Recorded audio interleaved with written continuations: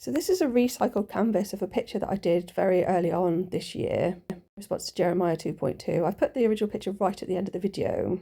Not that I didn't like it, I'd looked at it for several months and I decided actually there could be a refresh. I don't remember why I'd picked Jeremiah 2.2. I think it was to look more at this idea of a city of Jerusalem and the city as a person, and also this reference to the bride. So there was a reference to the feminine there. So I think this is a really beautiful image. It's very different from the original. It's also different to the intermediate painting, which was where I'd painted sort of two different shades of blue, like water. What's emerged from there is very different.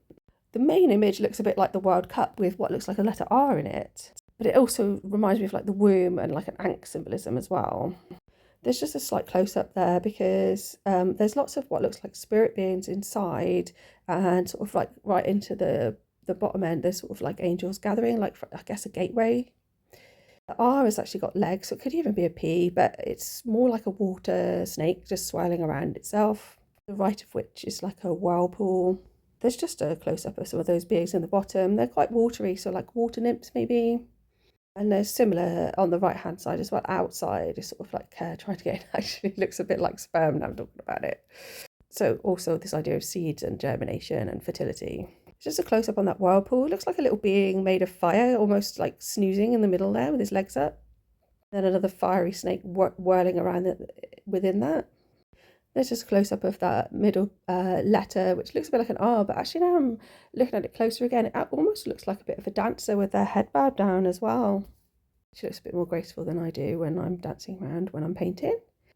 In sort of like a grey white, there's like a bird with its arms outstretched holding up, I guess that would be the cervix if we're talking about female anatomy. And to the right of that is a blue being with its back to us. There's sort of like other energy off to the left that isn't quite formed, but above that is this very watery newt that's sort of swimming in, checking up, making sure everything's okay. To the right of that is this sort of ethereal type energy with wings, but I can see a face emerging slightly to the left of that, just above the wing.